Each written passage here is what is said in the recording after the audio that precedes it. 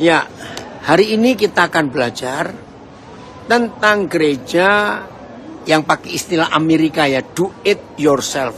Kamu bisa kerjakan sendiri, oke ya. Nah, di Indonesia belum ada sebuah supermarket, ya ini keren kalau di negara barat, Amerika, Eropa sudah ada. Ya, supermarket ini supermarket khusus bangunan. Jadi bukan supermarket makanan, ya pakaian, ya alat, tapi bangunan. Jadi begini, di supermarket ini orang bisa beli semua alat-alat bangunan dari pasir, batu, ya sampai paku, papan, semen, plafon, alat listrik semuanya. Nah, terus orang yang ingin eksperimen dan nggak mau pakai tukang, apalagi kalau pas nggak punya duit, maka penduduk bisa belanja di toko itu sesuai dengan kebutuhannya. Nah, setelah barangnya semua didapat, maka dia bisa bangun rumah sendiri menurut kesukaannya, sesuai seleranya, bahannya dari apa saja. Nah, itu ada. Maka itu tema gereja DIY, DIY. Saudara, itu bukan gereja di daerah istimewa Yogyakarta. Tapi kita bisa mengerjakan sebagai gereja.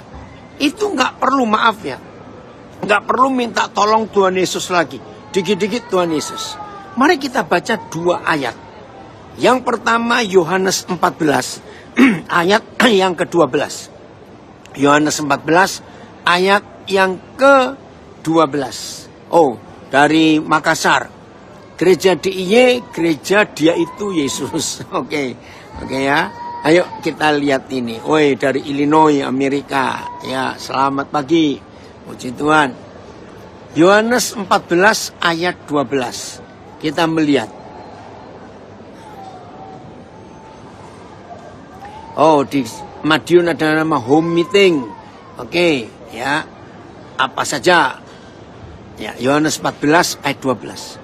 Aku berkata kepadamu, sesungguhnya barang siapa percaya kepadaku, ayat, sesungguhnya aku mengatakan kepadamu, setiap orang yang percaya kepadaku, TL, sesungguh-sungguhnya aku berkata kepadamu, siapa yang percaya akan aku, BIS, sungguh benar kataku ini, orang yang percaya kepadaku, TSI-nya naik Filipus.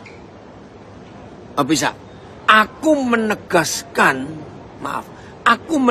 kepadamu bahwa perkataanku ini benar. Setiap orang yang percaya kepadaku. Oke? Saudara, kenapa saya baca bagian-bagian pertamanya dulu dari semua terjemahan? Karena di Injil Yohanes hanya ada 2 ayat yang mendefinisikan siapa orang percaya itu. Nah, ini ayat yang pertama. Saya ulangi. Aku berkata kepadamu, sesungguhnya barang siapa percaya kepadaku, ia akan melakukan juga pekerjaan-pekerjaan yang aku lakukan. Perhatikan. Jadi definisi gereja yang adalah orang percaya, itu bukan sekedar kebaktian minggu, ibadah di gereja, ibadah doa, ibadah puasa, ibadah sekolah minggu, ibadah kaum wanita, ibadah kaum pria. Ya, bukan. Definisi orang percaya adalah yang melakukan juga pekerjaan-pekerjaan yang aku lakukan, kata Tuhan Yesus. Ayatnya, sesungguhnya aku mengatakan kepadamu, setiap orang yang percaya kepadaku, pekerjaan-pekerjaan yang aku lakukan, dia juga akan melakukannya. TSI, aku menegaskan, lihat ini, terjemahan sederhana Indonesia. Aku menegaskan, TSI-nya ya, bahwa perkataanku ini benar. Nggak main-main Tuhan Yesus ngomong, perkataanku ini benar. Apa yang benar? Setiap orang yang percaya kepadaku akan melakukan keajaiban-keajaiban seperti yang aku lakukan. Wah, TSI-nya lebih tegas ya saudara. Saya baca. Aku menegaskan, maaf, kepadamu bahwa perkataanku ini benar. Setiap orang yang percaya kepadaku akan melakukan keajaiban-keajaiban seperti yang aku lakukan. VMD-nya coba Filipus. Nah, jadi kita ini sebagai gereja bisa ngerjakan sendiri. Kalau ada orang-orang perlu Tuhan Yesus di sekitar kita, jangan minta tolong Tuhan Yesus lagi. VMD, yakinlah barang siapa percaya kepadaku, ia akan melakukan pekerjaan-pekerjaan yang kulakukan. Tegas loh. FAYH-nya Filipus. FAYH. Dengan sesungguhnya aku berkata, seseorang yang percaya kepadaku akan melakukan mujizat-mujizat yang sama seperti yang telah aku lakukan. Saudara perhatikan ini. Yau. Ya, senang sekali anak saya gabung. Saya lanjutkan FAJH. Dengan sesungguhnya aku berkata, seseorang yang percaya kepadaku akan melakukan mujizat-mujizat yang sama seperti yang telah aku lakukan. Malahan lebih besar lagi. Sebab aku akan pergi kepada Bapa. Kalian dapat memohon apa saja. Oke, ayat ini nggak usah dibaca ya FAYH-nya. Cukup itu saja. Nah, kalau kita melihat firman ini, TSI-nya dulu Filipus. Ya, TSI-nya lagi, TSI ya. Kalau kita melihat firman ini, saudara, berarti kita tidak perlu, bukan sombong ya, bukan sombong. Kita tidak perlu lagi dikit-dikit minta tolong Tuhan Yesus, tidak. TSI-nya, ya. Aku menegaskan kepadamu bahwa perkataanku ini benar. Setiap orang yang percaya kepadaku akan melakukan keajaiban-keajaiban seperti yang aku lakukan. Dan bukan hanya itu. Dengarkan saudara. Bukan hanya itu. Terus mereka juga, saudara dan saya juga, yang percaya kepada Tuhan Yesus akan melakukan berbagai keajaiban yang lebih hebat dari yang pernah aku buat. Karena sebentar lagi aku akan pergi kepada Bapa. Nah, saudara perhatikan kebenaran ini. Hanya karena Tuhan Yesus pergi kepada Bapa, maka kita bisa melakukan hal-hal ajaib, bahkan lebih besar lagi daripada itu. Oke, kita tinggal dulu Yohanes 14. Sekarang kita lihat Yohanes 7 ayat 38. Ya, catat ya. Jadi definisi orang percaya itu bukan sekedar yang rajin ke gereja.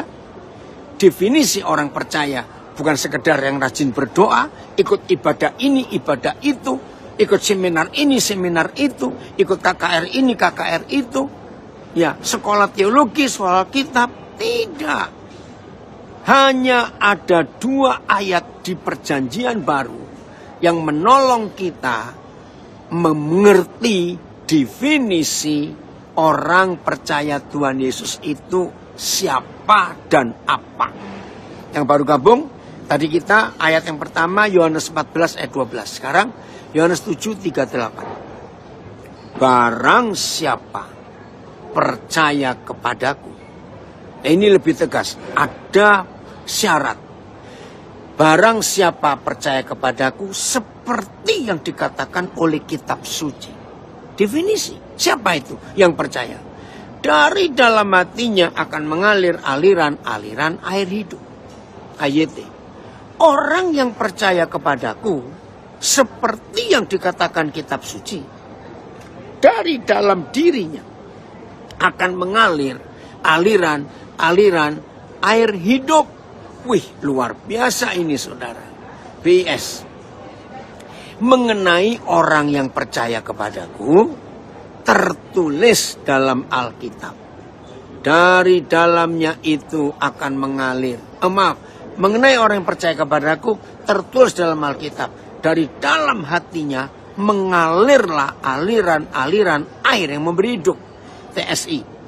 Seperti tertulis dalam firman Tuhan, orang yang percaya kepadaku, dari dalam hatinya akan mengalir aliran-aliran air yang memberi hidup.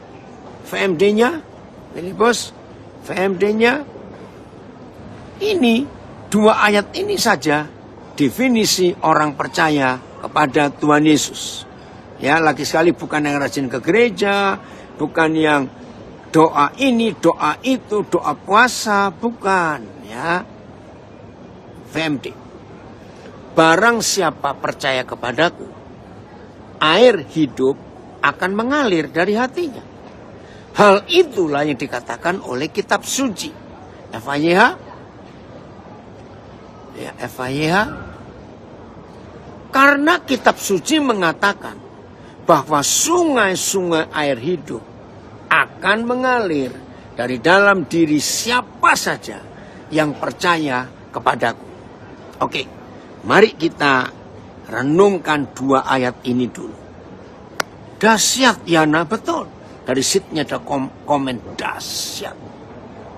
Saudara, aduh Tuhan tolong kami. Ampunilah kami yang merusak firman ini. Ampuni kami.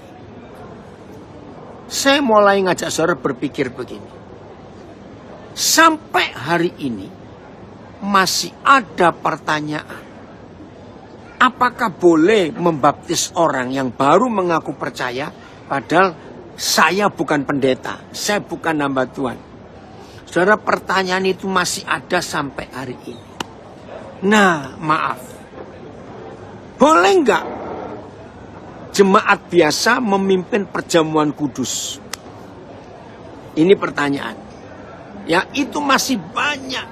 Loh, lalu setelah kita baca definisi orang percaya di 2 ayat Yohanes 14 ayat 12 dan Yohanes 7:38.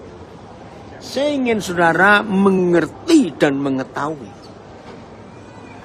Jawaban apa? Kalau ada orang tanya kepada kita setelah kita baca Yohanes 14 ayat 12 dan Yohanes 7 ayat 38. Boleh nggak orang percaya yang bukan pendeta, nggak ditapiskan, nggak pernah sekolah Alkitab, membaptis orang, melayani perjamuan kudus? Wih, semuanya jawab sangat boleh. Lalu yang tidak memperbolehkan siapa? Doktrin dan dogma. Baca itu, doktrin dan dogma yang merusak firman Tuhan itu. Setiap orang percaya boleh banget. Betul. Semuanya boleh. Ayo. Karena Markus 16 menulis, barang siapa percaya kepadaku, maka dia pun akan melakukan mujizat-mujizat. Malah harus dari Madiun. Baptiskan orang. Boleh. Ayo. Kalau saudara ingin menjadi pelaku firman, memberkati orang menikah, silakan. Walaupun tidak ditapiskan oleh gereja, maafkan saya. Hamba-hamba Tuhan yang dogmatik dan dogmatis pasti nggak setuju mendengar pengajaran ini. Pasti berkata sesat. Tidak. Cari sampai robek Alkitab saudara. Ya, saya ulangi. Sampai robek Alkitab saudara. Tidak ada satupun ayat yang mengatakan hanya pendeta, hanya lulusan sekolah Alkitab, lulusan teologi, hanya yang sudah ditapiskan yang boleh membaptis orang, melakukan perjamuan kudus, memberkati pernikahan. Tidak ada ayatnya. Kalau saudara nggak percaya nggak apa-apa, tapi kita tetap sahabat dulu ya. Jangan sampai saudara ini terus jadi musuhan. Lihat ini loh, sampai hari ini saya tuh masih sedih loh. Pemilu sudah selesai 2 bulan, hampir 3 bulan. Masih ada anggota keluarga terpisah. Karena yang satu jago nomor 1, yang satu nomor 2, satu nomor 3. Ternyata yang menang nomor 2. Maka yang nomor 1, nomor 3 musuhan dengan nomor 2. Aduh, sedih sekali. Janganlah. Nah, itu dia boleh, tapi dilarang pendeta dan pengikutnya. Makanya itu, ya, gereja yang dogmatis dan dogmatik tidak akan mengizinkan Ya, kalau kita tidak ditabiskan dulu, tidak punya jabatan pendeta, maafkan saya. Maafkan saya. Saya harap saudara tetap bersaudara dengan saya ya. Walaupun saudara dengan saya nggak sependapat, nggak apa-apa. Itu loh. Ya. Oh, ada yang komen dari Nabire setelah sekian tahun jadi Kristen. Baru hari ini, mau kemana? Baru hari ini saya yakin 100% kalau saya termasuk orang percaya. Iya, begitu. Saudara, saya percaya Tuhan Yesus langsung.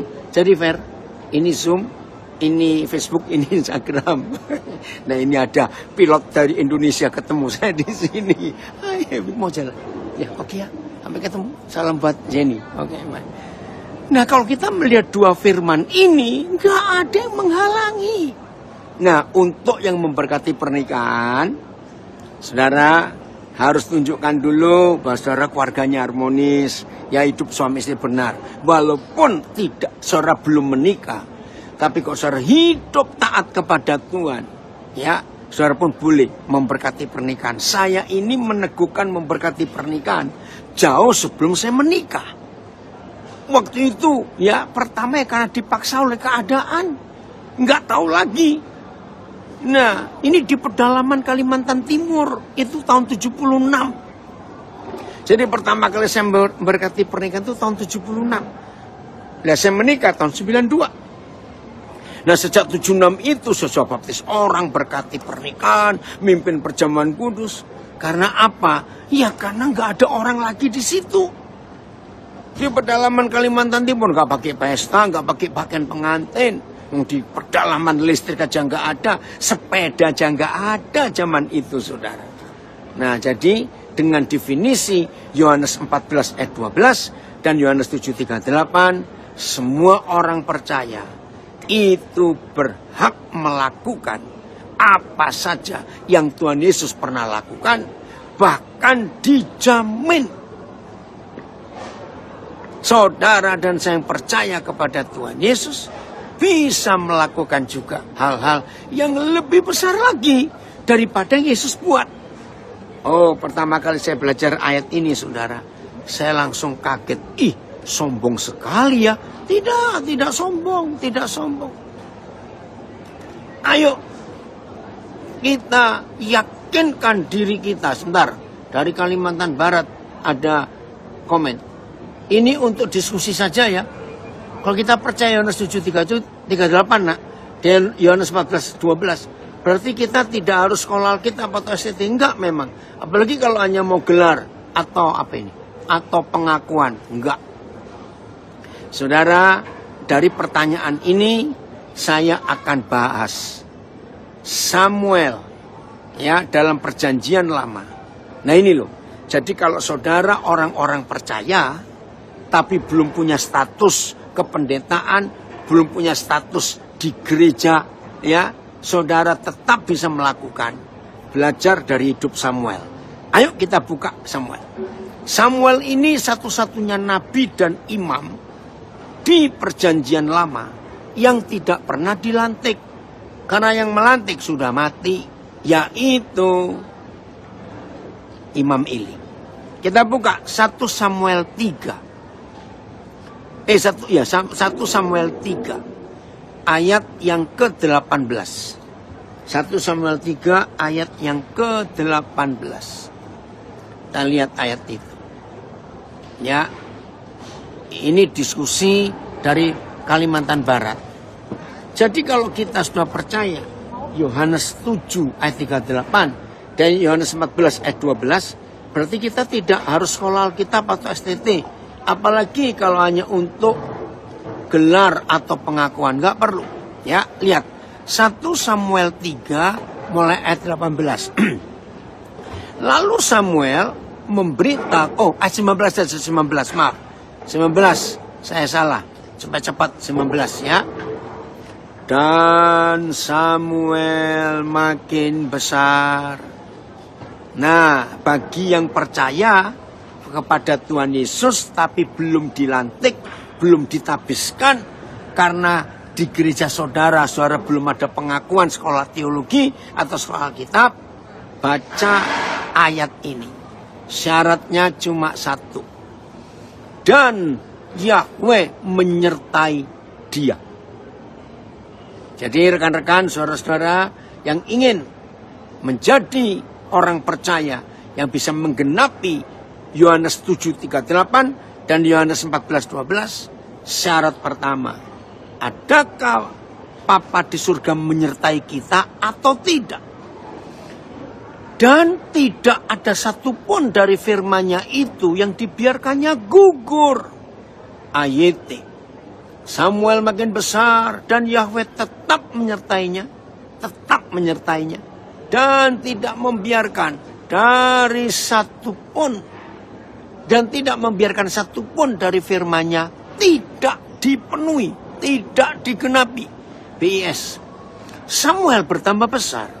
Yahweh menyertai dan membuat semua yang dikatakan Samuel sungguh terjadi.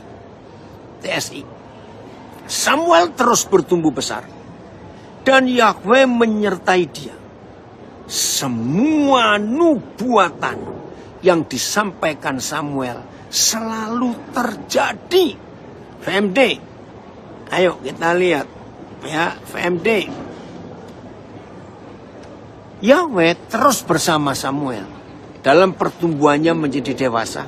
Dan tidak satupun dari perkataannya kepada Samuel tidak menjadi kenyataan. FYH. Samuel bertumbuh makin besar dan Yahweh menyertai dia. Orang-orang mendengarkan nasihatnya dengan saksama. Nah, bagi rekan-rekan, saudara-saudara, apalagi yang masih muda-muda, yang umurnya baru akhir kepala 1, awal kepala 2, sebetulnya Tuhan sudah pakai saudara luar biasa, ya. Tapi belum ada pengakuan, ya, pengesahan dari gereja saudara. Hari ini kita akan melihat fakta ini. Dengarkan saudara. Kenapa ini? Maaf ya. Oke. Dengarkan. Perhatikan 1 Samuel 3 ayat 19. Saudara orang-orang percaya yang sempat kaget sekarang ini karena baru mendengar pengajaran yang benar dari firman Tuhan, bahwa semua orang yang percaya Tuhan Yesus definisinya itu jelas, bisa melakukan semua yang Yesus lakukan, bahkan lebih besar lagi daripada itu. Maka hari ini kalau ada di antara saudara, tapi jangan sombong dulu ya, jangan sombong dulu. Gereja belum melantik, belum menabiskan, belum memberi pengakuan kepada saudara. Jangan saudara kaget atau ragu-ragu, kerjakan. Iya, kerjakan apa yang Tuhan sudah suruh kepada saudara untuk kerjakan. Saya ulangi, iya. Ada yang tanya, apakah Tuhan marah jika anak muda tidak menikah, tetap melajang sampai Tuhan panggil? Soalnya saya tidak siap berkomitmen dan tidak mau dipaksakan atau memaksakan. Oke, nanti saya akan jawab pertanyaan ini ya. Nanti ingatkan saya supaya saya nggak lupa. Nah, ada yang tanya, apa tandanya disertai oleh Tuhan? Or penyertaan Tuhan itu sendiri? Tandanya itu yang kedua. Setiap firman yang keluar dari mulut kita, mulut saudara dan mulut saya, itu jadi kenyataan. Itu tanda Tuhan menyertai. Firman itu jadi. Oke, dengar dulu ya, saya mau jelaskan ini. Nah, saudara, saya ini sejak awal melayani, saya selalu bersuka cita kalau ada orang-orang yang lebih muda dari saya, dan saya tahu ada panggilan Tuhan jelas dan kuat di hidupnya. Maka saya akan memberi dorongan kepada dia. Ayo kamu maju, ayo kamu maju. Dan itu saya lakukan sampai hari ini, sudah 52 tahun. Ada orang-orang muda, wow, saya dorong. Kamu bisa, kamu bisa. Ini dia. Nah, ini ada yang tanya lagi. Izin bertanya, bagaimana kita bisa mengetahui bahwa Tuhan masih menyertai pelayanan kita? Firman-Nya jadi atau tidak? Oke ya, ini tandanya. Jadi saya ulangi, bagi orang-orang muda, karena apa? Tidak sedikit gereja, ya, tidak sedikit gereja, gembala senior, merasa tersaingi, kalau ada orang muda di gerejanya, khotbahnya lebih bagus dari dia. Pelayanannya lebih disukai jemaat daripada gembala seniornya. Sampai hari ini masih ada gembala seperti itu. Maka dia bukan gembala yang baik, tapi dia iri hati dengan orang-orang muda yang Tuhan sedang pakai di gereja itu. Ayo bertobat. Nah, kalau saya tidak. Begitu melihat ada anak muda maju, waduh, sebentar. Sama yang kalau semua firman dikatakan itu menjadi kenyataan, apakah cuma termasuk dengan doa? Enggak, tidak. Firman dengan doa itu beda. Jangan digabung-gabung ya. Firman itu firman, doa itu doa. Firman, ya harus ngomong itu firman. Ya, contoh saya doain orang sakit, enggak, maka itu bukan firman, bukan doa ya. Jangan bingung Johan. Ya, dengarkan dulu sampai selesai ya. Saya harap jangan ada yang tanya dulu supaya kita jelas dulu ya. Kalau saudara banyak pertanyaan nanti malah bingung. Dengarkan. Jadi Tuhan membuat Samuel itu disertai Tuhan karena firman-Nya enggak gugur. Oh, ada komen bagus. Pantesan ya Pi, amanat agung belum selesai karena ada penghalang dari organisasi. Betul. Karena kalau bukan pendeta nggak boleh baptis, nggak boleh ini. Betul nak. Ayo bangkit Michael. Kita nyatakan kebenaran ini. Nah, saudara begini ya. Kisah apa fakta 1 Samuel 3 ayat 19. Setelah Imam Eli meninggal, dengar dulu semua yang bertanya ya, stop dulu. Ketika Imam Eli meninggal, Israel tidak punya pemimpin, tidak punya gembala. Israel bingung, nggak ada yang mimpin ibadah Sabat, tidak ada yang memimpin doa korban. Bayangkan, Israel panik, saudara. Israel panik. Karena kalau nggak ada korban yang mimpin, ya nggak ada yang membacakan nggak mimpin ibadah Sabat, wah mereka panik. Nah Samuel itu sudah dikenal oleh banyak orang Israel zaman itu bahwa Samuel ini yang pernah tinggal satu rumah dengan imam mereka, yaitu Imam Eli. Dalam keadaan seperti itu, lalu bagus, nanti ya bagus, sabar dulu kamu. Kalau papa ada pasti papa gini. Nah, ketika keadaan desa-desa, keluarga-keluarga, kota-kota kacau, nggak ada yang nyampaikan firman, maka Samuel datang ke satu kampung, ya, kampung kecil yang cuma terdiri dari 30 keluarga. Ternyata di kampung itu ada masalah. Lalu Samuel datang menyampaikan firman sebisanya Samuel. Maka Samuel pindah ke kampung B. Sampai sana ada masalah juga. Maka Samuel kumpulkan mereka dan sampaikan firman. Aduh, mereka senang. Lalu Samuel pindah ke kota C. Di sana kota lebih besar. Ada masalah juga. Samuel sampaikan firman. Nah, ketika di kampung A, Samuel menyampaikan firman berapa hari yang lalu, terjadi kegemparan, saudara. Firman yang Tuhan sampaikan lewat mulut Samuel di kampung A itu jadi kenyataan. Terdengarlah kabar dari kampung A ke kampung B. Loh, sama. Berapa hari yang lalu Samuel ke sini dan kami ada masalah. Lalu dia sampaikan firman. Masalah kami selesai. Kampung B. Wah, begitu kedengaran berita dari kampung A, kampung B sampai ke kota C. Wah, di kota C juga bilang, wih betul. Kami ada masalah berat. Kami nggak tahu mesti bagaimana. Samuel datang. Lalu menyampaikan firman. Dan masalah kami selesai. Samuel pindah ke kota D. Sama ada masalah. Di kota D sudah terdengar kabar. Samuel itu hebat menyampaikan firman. Dan firman itu jadi kenyataan. Wih, luar biasa. Sampai ke kampung E, ke kampung F, ke kota G, ke kota H, terus. Saudara lihat ayat 20 1 Samuel 3. Aduh, Lambas, kok kamu baru komen sekarang? Ini sudah lama nak kamu dengar khotbah Papa. Berarti benar ya, setiap masalah itu solusinya adalah firman. Dari kamu belum lahir Lambas. Maaf. Ayo semangat, firman, semuanya firman. Masa lambas lupa, Papa sering khotbah Yohanes 1 ayat 1, pada mulanya adalah firman. Ayo, saya nggak tahu ya, siapa JT Gracia 9, dengarkan dulu. Jangan banyak tanya, nanti saudara makin bingung. Ya ini tadi saya baru nerangkan panjang lebar. Dari kampung A, kampung B, kota C, kota D. Ya kampung F, kampung G, kampung H, kampung semuanya. Firman itu jadi kenyataan. Itu dia. Ya sudah, lihat ayat 20. Setelah Samuel keliling semua kota dan semua desa di seluruh Israel. Dan firman Tuhan tidak pernah gugur.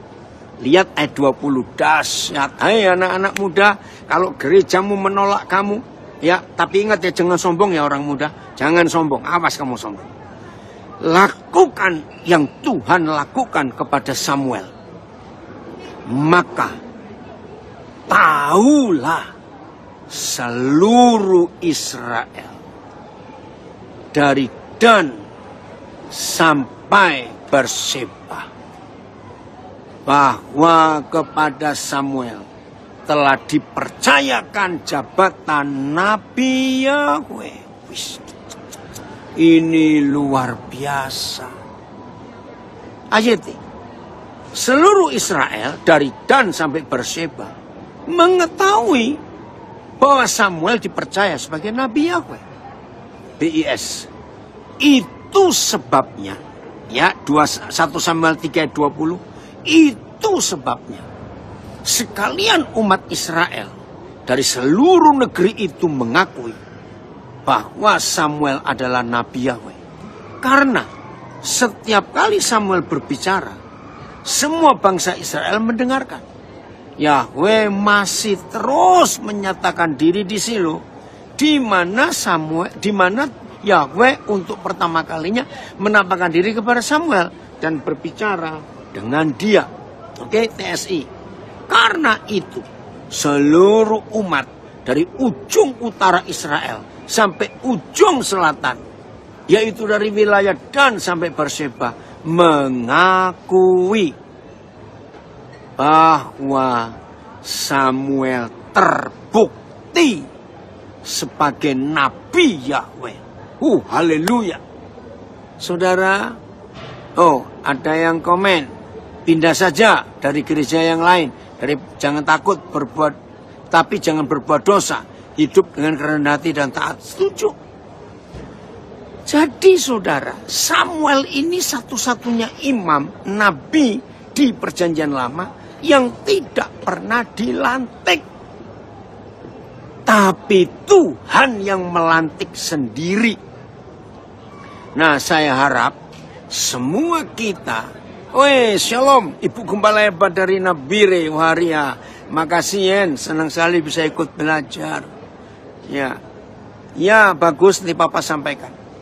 Jadi, saya minta maaf lagi kepada rekan-rekan saya yang masih fanatik dengan dogmatis dan dogmatik bahwa apa-apa harus dilantik dulu, disahkan dulu.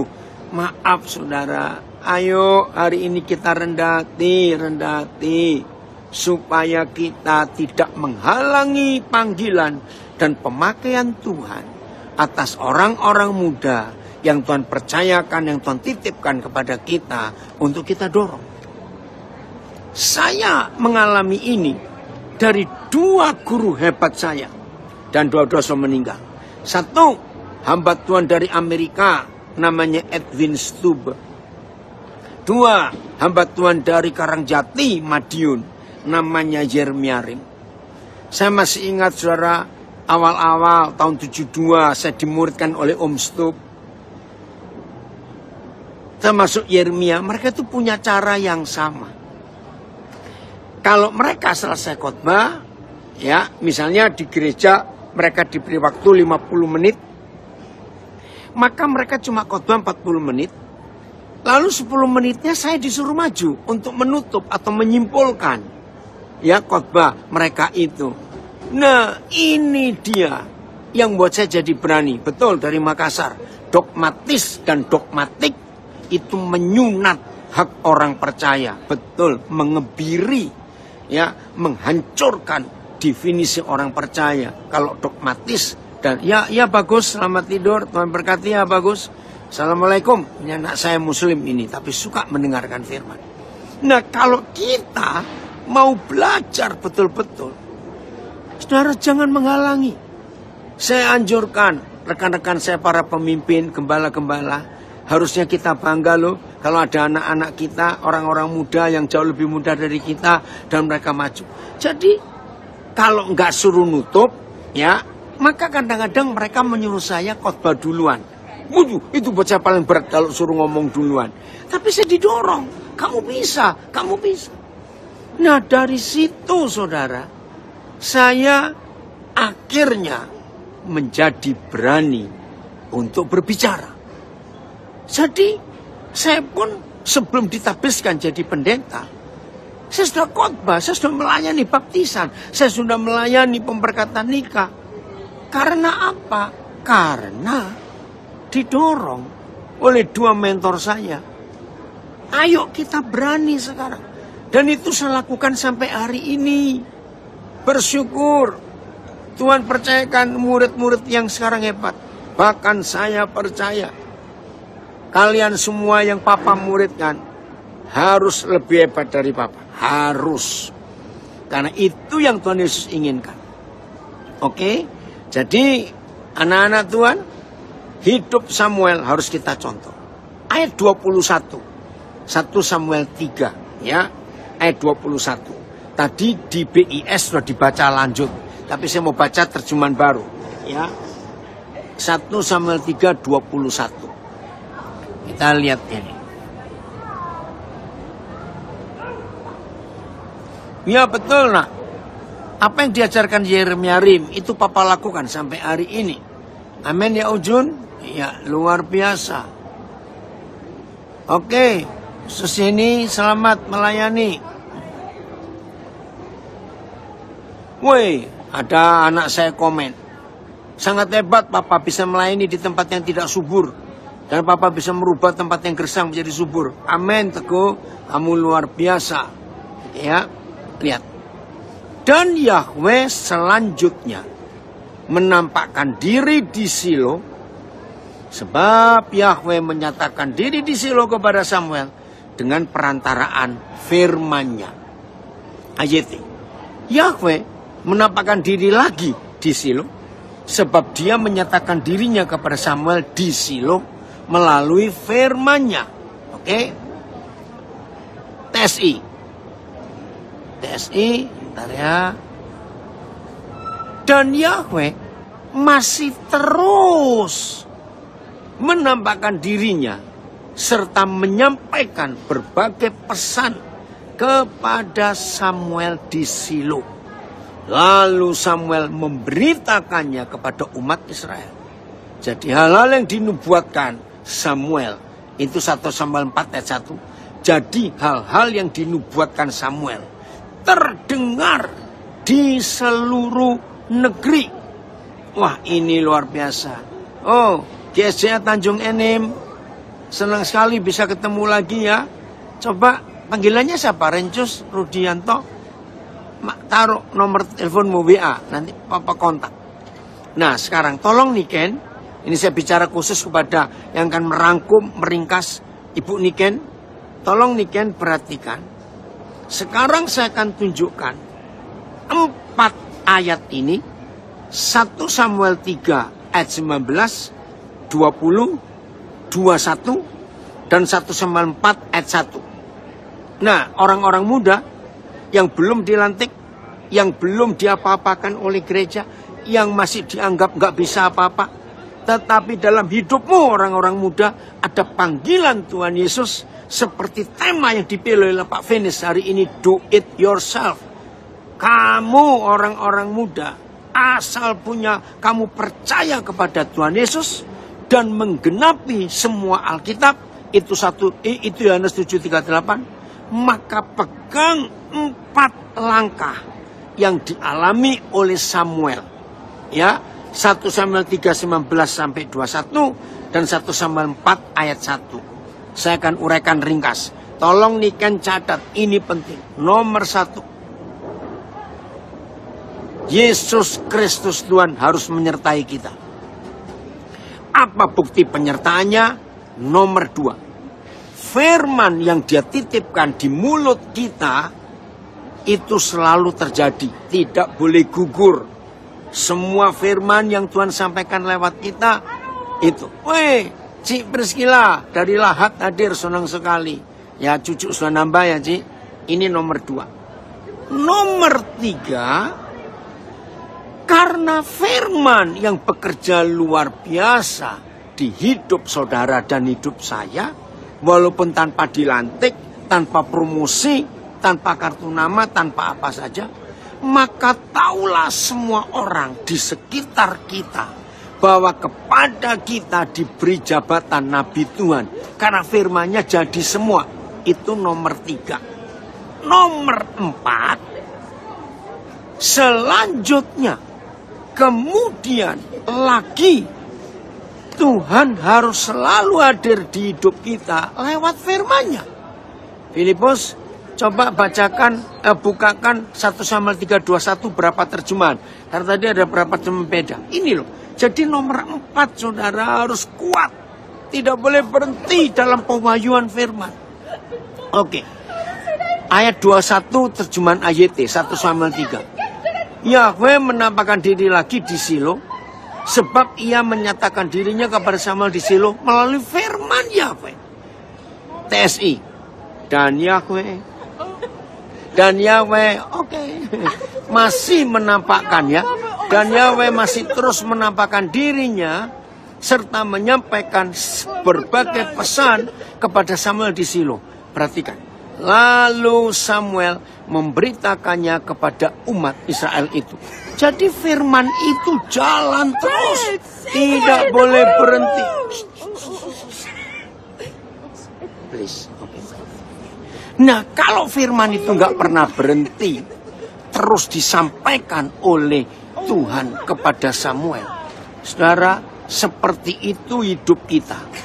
Saya ulangi, seperti itu hidup kita. Supaya semua orang yang tahu saudara itu yakin ada Tuhan di hidup saudara. Wih, keren sekali ya. Maaf ya. Maka itu dalam kondisi seperti ini. Maaf. Tidak perlu ada pelantikan dari organisasi apapun juga. Saya ulangi. Kalau seperti ini terjadi di hidup saudara, maka saudara tidak akan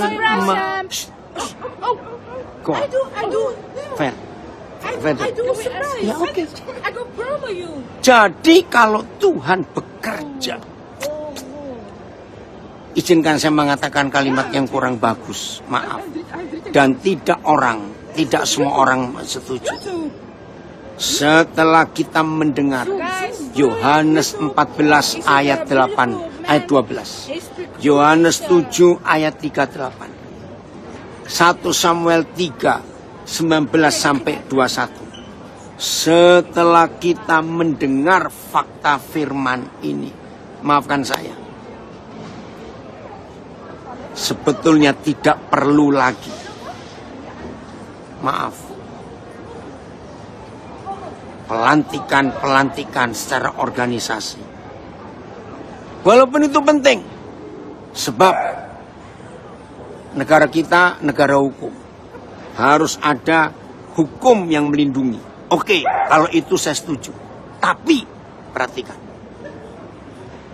bagi kuasa-kuasa kegelapan, ya dengar ya, bagi kuasa-kuasa kegelapan, surat tugas gereja itu nggak mempan untuk mereka. Saya harap saudara mengerti. Surat tugas kita dari lembaga gereja itu hanya diakui oleh Kementerian Agama dan oleh pemerintah. Tapi di atas semuanya itu, pengakuan surga yang jauh lebih penting. Ngerti nggak saudara? Ini luar biasa Tuhan kita. Maka itu tema yang dipilih hari ini oleh Pak Venis dari Nabire. Do it yourself. Saudara perhatikan. Ya, it's mentioned. Kerjakan itu dengan takut akan Tuhan. Kerjakan itu. Maka kita harus melakukan yang sama yang Tuhan kerjakan di hidup Samuel. Roh Kudus tolong kami supaya kami semuanya mengerjakan apa yang Tuhan kerjakan lewat Samuel di hidup kita semuanya. Imani itu. Tapi lagi sekali, jangan sombong ya anak-anak muda, jangan sok hebat, jangan. Tetap rendahkan hati, tetap rendahkan hati. Wih, luar biasa. Jadi siapapun saudara yang percaya Tuhan Yesus bisa mengerjakan Yesus kerjakan. Jadi nggak perlu, bukan untuk sombong, untuk minta tolong ini, minta tolong itu, tidak. Oke ya, Ferry Kapoyos, ini sahabat saya dari tahun 70-an. Amin. Fer, kita bersyukur kita berasal dari satu perguruan yang sama di Lawang, sehingga kita jadi seperti ini. Wih, Ibu Eni Esther dari Kutai Barat, luar biasa. Betul, kita adalah surat yang terbuka, harus dibaca oleh semua orang. Jadi yang Tuhan izinkan terjadi di hidup saudara dan saya, maaf, bukan karena siapa yang melantik kita, bukan gereja apa yang mentapiskan kita, bukan. Yang menentukan Tuhan, yang menentukan saudara dan saya adalah hamba Tuhan yang benar. Itu karena firman berlaku di hidup kita. Setelah firman berlaku di hidup kita, maka Tuhan akan menyatakan diri lewat kita, karena firman itu adalah Dia sendiri. Dan begitu firman itu nyata lewat hidup kita, dan semua orang tahu ada firman yang hidup. Waduh. Izinkan saya cerita sejarah gereja di tanah Jawa. Ya, jauh sebelum Indonesia merdeka. Saudara, di beberapa daerah Jawa Tengah ada namanya Konggombak dari Jepara. Di Jawa Timur ada namanya Kiai Sadra. Ya, cari di Google, sejarah itu ada. Nah, Kiai Sadra adalah mantan dukun, orang sakti bagi orang Jawa. Tapi suatu hari dia jumpa dengan penyelamat dunia itu. Dan Kiai Sadra menerima Yesus sebagai Tuhan dan Juru Selamatnya. Hidupnya berubah. Konggombak, ya, ini orang keturunan Tionghoa dari Jepara, yang hidupnya pun mengalami perubahan luar biasa. Ketika dia jumpa dengan Tuhan Yesus penyelamat dunia, hidupnya berubah. Dan firman bekerja di hidup mereka. Wih, arti sudah lama sekali nih Koden nggak jumpa. Ya, firman berlaku di hidup kita dan nyata. Maka pemakaian Tuhan boleh nyata juga pada kita. Betul arti. Ini saudara saya dari Banjarbaru, Kalsel, hadir juga. Nah, saudara saya mau cerita. Cari, ya. Berapa hari ini saya lagi kontak dengan cucunya Konggombak. Ya, pendeta juga, ya, dari Jepara. Nah, dua orang ini yang sangat disegani oleh banyak orang di zamannya. Ya, Konggombak, engkong ya, dari kata Konggombak, saya nggak tahu kenapa dipanggil Gombak. Dan Kiai Sadra. Saudara, dua orang ini mungkin waktu itu nggak pernah saling ketemu, karena jaraknya jauh, satu di Jawa Tengah, satu Jawa Timur. Dan zaman itu belum ada transport yang cukup memadai. Dua orang ini punya kesaksian yang sama di antara orang-orang di zaman mereka, yaitu idu geni. Idu itu ludah, maaf, geni itu api. Nah, mengapa orang-orang Jawa menyebut mereka dengan idu geni, ludah berapi?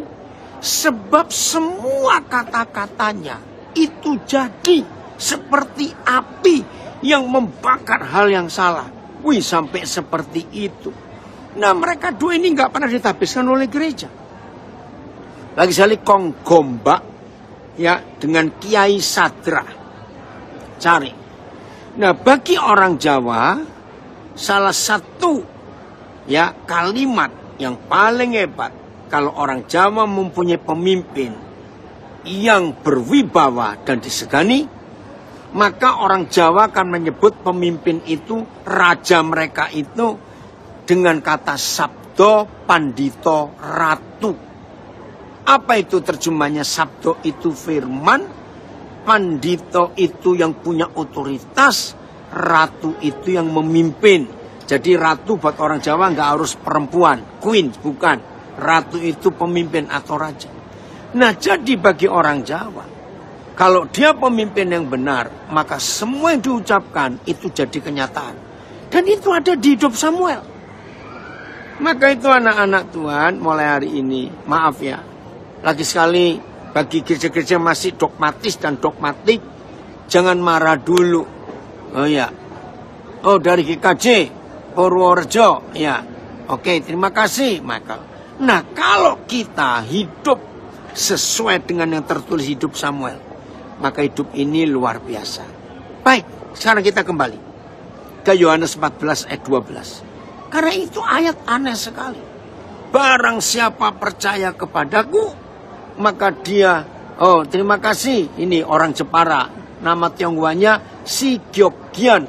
Ya, oh ada yang nulis, Kiai Satra lahir tahun 1835, meninggal di Purworejo 14 November 1924. Adalah salah seorang yang menjadi penyebar agama Kristen penginjil di tanah Jawa.